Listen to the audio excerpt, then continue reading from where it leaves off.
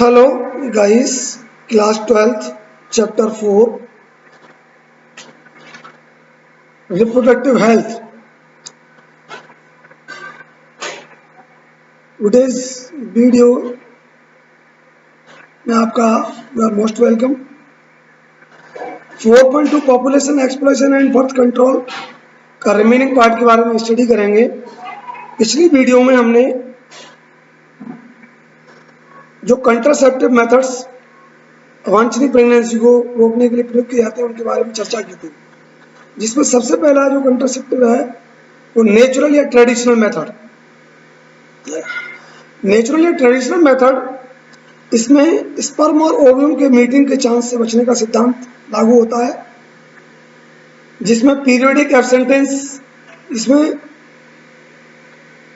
का मतलब है कि कपल को मेंस्ट्रुएशन के 10 to 17 डेज जिसमें ओवुलेशन की ज़्यादा संभावना रहती है उसमें से बचना जाता है। दूसरा मेथड इसमें इंसेमिनेशन से बचाव हेतु इजैकुलेशन से पहले वेजाइना से बाहर ही अपने पेनिस को पार्टनर निकाल देता है। इससे विड्रॉल और कोइटस इंटरप्ट्स कहते हैं। इस प्रोसेस को विड्रॉल और कोइटस इंटरप्ट्स के नाम से जानते हैं। These are two natural or traditional methods for contraception to prevent the pregnancy. Second method, lactation amenorrhea. इसमें चाइल्ड बर्थ के बाद लैक्टेशन पीरियड में ओवुलेशन की संभावना न के बराबर रहती है। इसमें जो धात्री माँ है वो मदर ब्रेस्ट फीडिंग को पूरी तरह बच्चे को कराती रहती है, तो गर्भ धारण के चांस बहुत कम रहते हैं। हालांकि यह तरीका केवल पास्चुरेशन के केवल 6 महीने तक लागू रहता है, तो इससे भी हमें बर्थ कंट्रोल में काफ़ी हेल्प मिलती है।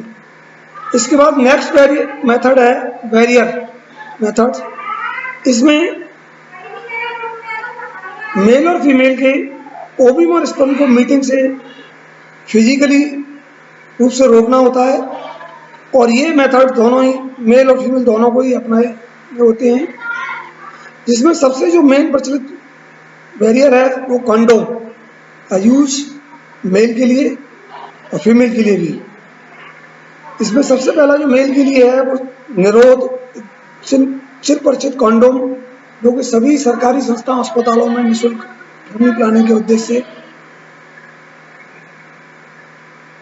कपल्स को वितरित किया जाता है जो कि प्रेगनेंसी को रोकना चाहते हैं।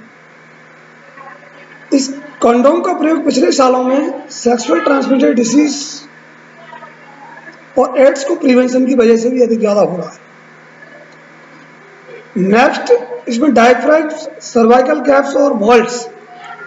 फीमेल रिप्रोडक्टिव डक्ट में सर्विक्स को कवर करने हेतु ये रबर के बने हुए छल्ले ये बैरियर यूज होते हैं।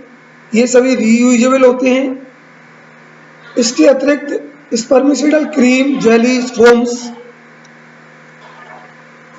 भी कंट्रासेप्टिव के रूप में बैरियर के लिए यूज किया जाता है। नेक्स्ट जो मेथड है वो आईयूडी, इसका फुल फॉर्म है इंट्रा यूट्राइन डिवाइसेस। ये डिवाइसेस प्रशिक्षित डॉक्टर या नर्सेस की सलाह से फीमेल की वेजाइना की यूट्रस में डाल दिया जाता है। इसको नॉन मेडिकेटेड आईयूडीज, इनके एग्जाम्पल हैं जैसे Lippes, loop, copper T, Multiload 325, hormone releasing IUDs, progesterone, LNG 20। ये डिवाइसेस इंडिया में प्रचलित कंसेप्शन मेथड जो प्रेगनेंसी को डिले अथवा बच्चों में गैप चाहते हैं इनके लिए यूज किया जाता है।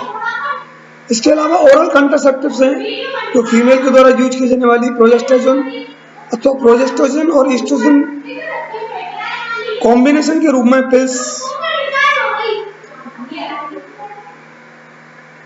ये कॉन्ट्रासेप्टिव्स के रूप में यूज की जाती हैं। इनका प्रयोग मेंस्ट्रुएशन के पहले 5 दिन,